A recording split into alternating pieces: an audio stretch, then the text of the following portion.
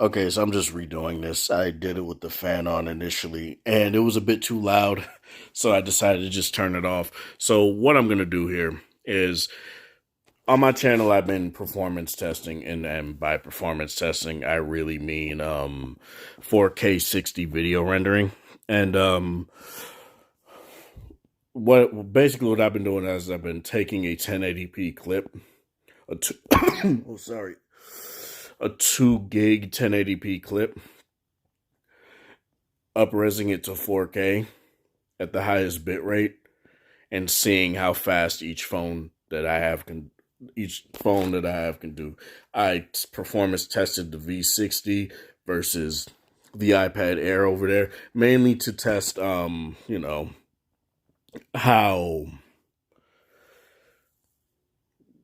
if the A14 is definitely faster in terms of video rendering for, like I just said, video rendering. And if you guys watch the video, it rendered it out in 7 minutes and 12 seconds. It's the exact same video. It's not like some super complex one or anything. It's just one singular video. I'm just up-resing it to 4K and 60 frames per second at the highest bitrate possible on each app. And now it's done downloading. And on the iPad Air, apologies for all this crap, but the iPad Air, right next to my NVIDIA Shield, I use LumaFusion on the iPad Air 4, iPad Air 2020, and on the G8, what I'm going to be using is I'm going to be using the KineMaster. It's the fastest. It's the faster one out of Power Director and it on Android. So I'm just going to be using or KineMaster just so I can have a fair look at how this goes. So LG G8 first, Snapdragon 855. Then if that goes pretty well, I'm going to try it on the OnePlus 6T, which is a Snapdragon 845 phone. I don't have a Snapdragon 835 phone, so I can't test that. I don't really have a Note 8 or a V30 like I used to. So, yeah. So I'm going to do this here. Let me just, pause, and I'm going to go to it right now. Okay, so as you guys can see, same video, same clip, 7 minutes, 14 seconds. Let me go and do this. Let me slide it up to 4K 60, highest bit rate. Let me hit export here. Let me find a phone to time this. So I guess I'll just use the V60. Where is the clock? Where is the clock? Oh, it's right here. Reset. Okay, so apologies, I'm not just doing it on my tripod. I just got back from work. So what I'm going to do is I'm going to pause here because obviously I need both hands to start and skip this. When I skip this, that's when it starts rendering. And yeah, let's get into this here. And off we go. Okay, so far already, the V60, Jesus Christ, the G8 is kind of chewing through this pretty well. Again, Snapdragon 855. The V60 did 5 minutes flat. And then the second time around, I did it like pretty much right away. I think I got like 4 minutes, like maybe 3 more seconds faster. So that was kind of weird, but it indeed went faster. So yeah, but I'll come back around at the halfway point and tell you guys how well it does. Okay, so we're at the halfway mark right now, as you guys can see, if a little bit over, and it pretty much reached it at like 247, 248. So that's like roughly I said 238, 247, 248. So I'm round that up and said that's like a 30-second difference between it and the V60. So as you guys can see, the Snapdragon 865 definitely has some performance gains. And I'm still gonna say that the G8 is definitely not a slouch. It still does very well in this sort of environment. It's what I've been using pretty much since I've had it as like my primary, camera for recording videos for the channel. And yeah, it's still doing fairly well. I feel like it's probably going to reach, from me guessing right now, it's probably going to do better than the iPad Air.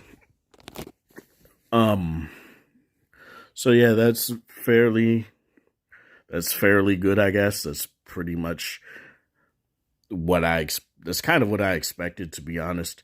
The 855 is still a beast of a chip. And the main reason why I started doing this was because started trying this with like questioning if the 855 can do it. It's because I saw this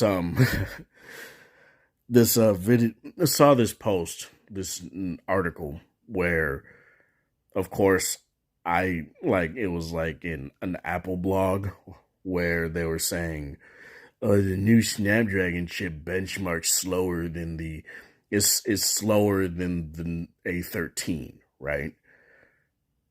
And my problem with that is, okay, in every single performance metric that I've put the iPhone 12 Pro, the iPhone 12 Pro Max, the iPad Air 4, the iPhone 11 Pro Max, my V60 in particular, which was the phone that I mainly use as my benchmark right now. The S20 FE also does a very good job at video rendering, most definitely. A very good job. But the V60 is more consistent. Sometimes the S20 FE will be super fast and outclass the V60. Sometimes it'll be on par. Sometimes it'll be slower. So, yeah, that's why I tend to just use the V60, because it's the one that works the best. 550. And of course, it wants to play an ad. But yeah, 550. I didn't stop it. I lapped it like a dummy. But 550. I'm gonna put that in my Google Keep video rendering notes, because that's something that's really nice. Let me go over to the OnePlus 6T and do the exact same thing. Alright, so as you guys can see, I'm downloading the exact same video on the OnePlus 6T here. 120, I believe 128 gig. Yeah, I think it is 128 gig. 8 gigabytes of RAM. RAM doesn't necessarily matter, but it is UFS 3.1 storage, which I also feel doesn't really matter, since it's video rendering. It all depends on the processor and how the phone leverages the processor. This is why I don't necessarily utilize benchmarks, because it only goes off of what the chip can do, basically, not how the phone itself leverages the power of the chip.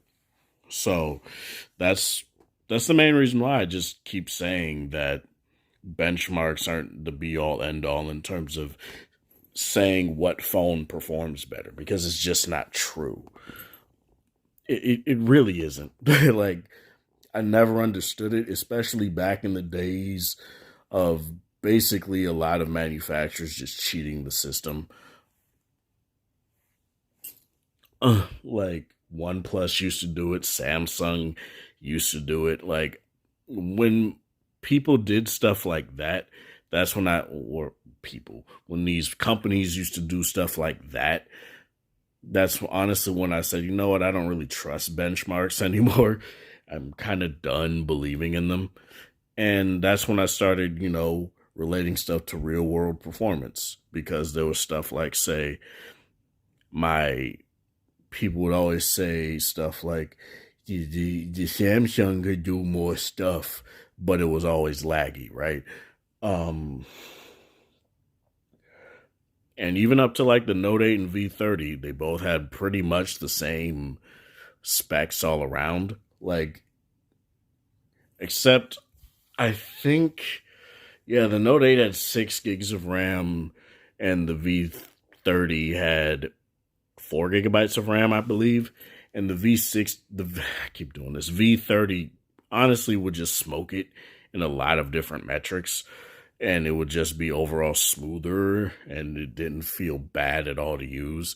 Whereas my Note 8 sometimes would just feel very sluggish at times.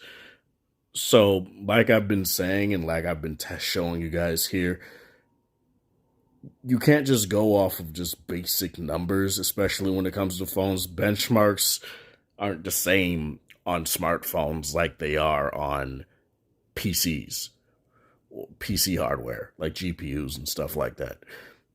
Because there aren't manufacturers doing stuff to juice up the certain performance metrics with that hardware, like it is with like, smartphone processors. It's not the same. Like, it just isn't the same. That's why I don't understand why people sit here and say, the A14 is better because it scores better on Antutu and Geekbench. That doesn't make sense. Like, it just doesn't make sense. And what I'm going to do is I'm going to pause here and I'm going to come back when I put the video on the timeline, just like I did with the G8. I don't really want to make this super long, but I just want to show you guys how this goes. All right, so a bit of a monkey wrench in the system. KineMaster only allows you on, Snapdragon 845 to render up to Quad HD. So what I'm going to do is I'm going to try Power Director and see if it'll give me anything better. Oh my God, get out of my face. Restore purchase. Allow. Restore. Restore. All right, let me try this here. What the fuck? Boom. Use original. God damn it. Okay, so I put it in. I don't want to go home, motherfucker. Apologies for the swearing, but okay, so Power Director will indeed allow me to go up to 4K. So we're going to try it on here. Let's do a high bit rate. Motherfucker. Let's do sorry, I'm looking at the camera. I'm looking through the phone screen while doing this. So there we go. And since I have a premium version, I shouldn't have to skip through an ad or anything like that. So let me pause this and we'll get back to it. All right, off to the races we go, as I said before. And 7 to 8 seconds in, it's already got to its first couple percentage points here. So I'm just going to do the same thing. When it reaches roughly the halfway point, and since I get an actual percentage number, I can actually tell. So I'm going to come back in about, let's say around, let's say 50%. All right, I'll be back. Okay, so rather than doing it in Power Director, because as you guys can see, it's not doing too great. What I'm going to do is I'm just going to test rendering in Quad HD. Now, what I'm not going to do is I'm not going to do it again on the V60. I'm just going to do it again on the G8, and I'm going to see if the G8 does any better. So I'll be right back. Okay, so here's the iPad. I'm going to show you guys right here. I'm going to do export movie. Instead of this, I'm going to do 1440p. I'm going to do max quality. And keep everything else the same, because why not? Fuck. I gotta have a timer. Gotta have a timer, boy. So I'm gonna do 2K Ultra. Where's the phone? Where's the phone? Where's the phone? I guess I'll use. For now, I guess I'll use the G8. Oh yeah, the power director is painfully slow. So what I'm gonna do? Come here, V60. Come here, baby. What I'm gonna do? V60 is going to be the timer here. So I'm going to press the render. Everything is pretty much how I want it. So we'll come back in a second. Okay, so since I have another phone handy, I'm starting the Quad HD render on the G8 here. As you guys can see, the iPhone is chewing through this pretty well. It's 1 minute 46 seconds, and it's already pretty much halfway through at Quad HD 60. Again, I just started on the G8, so we'll see how this goes. But yeah, the iPhone, I keep saying iPhone, iPad is doing fairly well. It's doing very well at this. I think it's better at chewing up Quad HD than it is up-rendering the Quad HD than it is up-rendering the 4K. So, yeah, this is really good. This is really good. I really do like this. So yeah, I'll come back when it's done. Okay, so as you guys can see, the iPhone is basically about to be done here in about like 3:48. I paused. I didn't mean to do that. Yeah, 3:38. So that's really nice.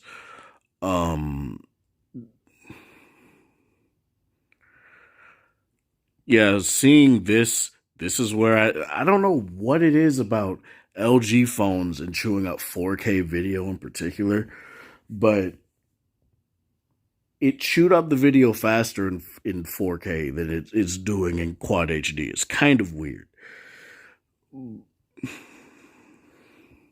But to be fair, this is the second time I'm rendering this clip, but it's just crazy. So yeah, the iPhone did it at 3:48. Let me put that in a Google Keep here. Where is it? Render times. I gotta put a whole new tab. Yeah, the iPad definitely beat the G8 in terms of video render times, in terms of Quad HD, but in terms of 4K, again, I don't know what it is. You guys saw it on camera. I don't know what it is with these goddamn LG phones and deciding that they want to go into some fucking like super power mode when they're like rendering 4K video. But in terms of big boy video 4K, it's definitely what I think I want to do. What I think I want to do is I want to record a 4K video and chew that up and see how these phones do here. But yeah, both okay, I don't know why I paused it, but I keep doing that. It finished at like 425, I think. But both the iPad and the G8 finished it way before the amount of time it took for the video. The amount of time the video actually is, the length of the video. So the video is 7 minutes 14 seconds. The iPad finished it in 3 minutes 48. The G8 finished it in 4 minutes 38. So that's still really good. Again, Snapdragon 855. I still feel it's keeping up fairly well. But again, this is Quad HD and 4K. The G8 just smoked it by a minute. By like a minute and a half. I think it was like, I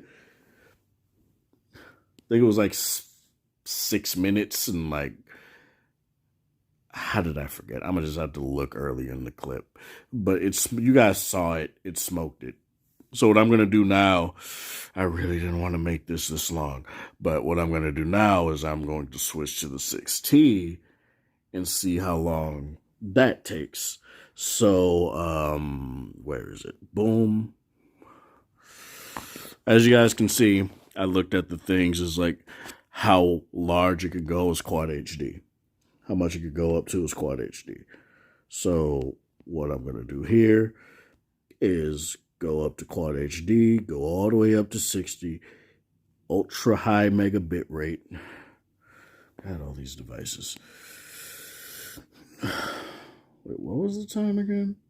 It was 3:48 on the, I'll deal with that in a minute. Let me pause it real quick. Okay, Samsung, I can't zoom out to the wide angle. My bad, you guys. I don't know why you can't do that on the S20 FE, but even in 1080p mode, but I started it 29 seconds in. Again, Snapdragon 845. So we'll see how this does. Again, I'll look at it when it gets to about the halfway point. Okay, so apologies, you guys. I had to start the clip again. Because I forgot the time that the GA did in 4K 60. So yeah.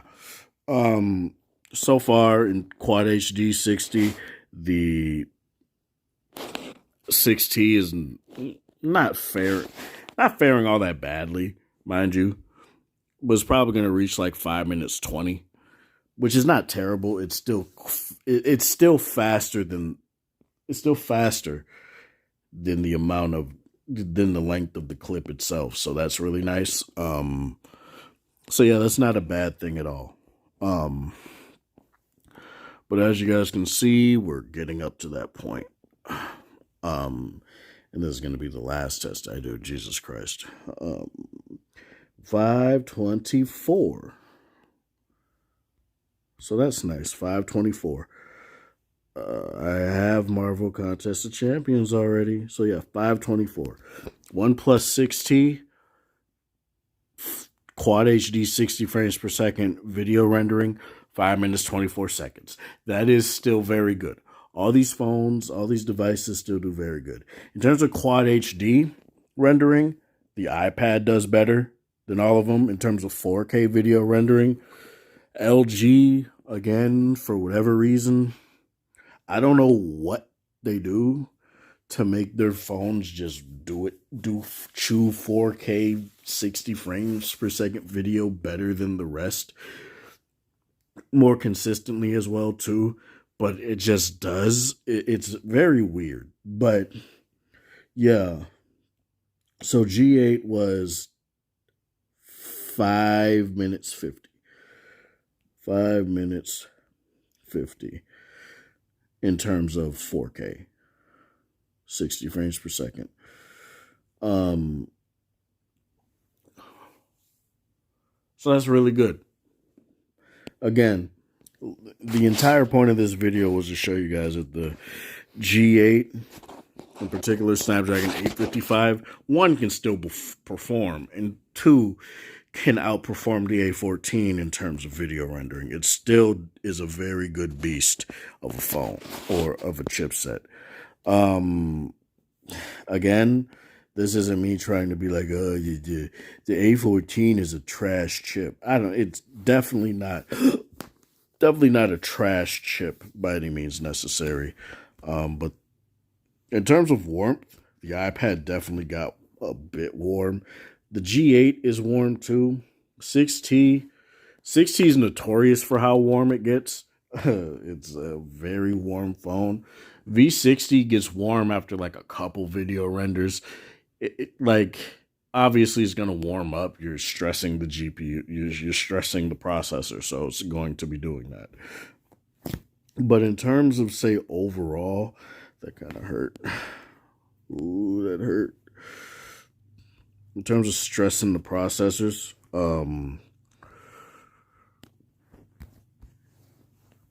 I think all did a very good job.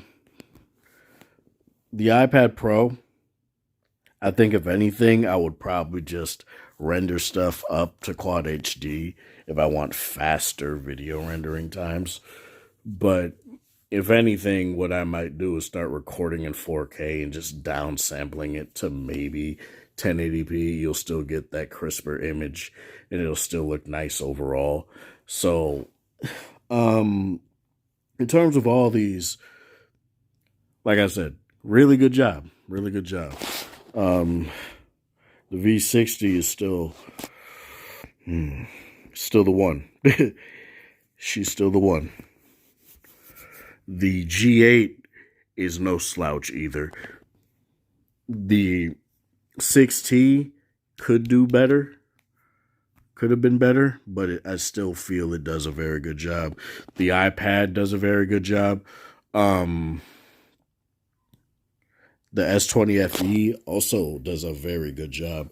I pretty much tied this with the V60, like I've said before, but the difference is that the V60 is definitely more consistent in its performance in terms of video rendering. So that's all I really want to say with this.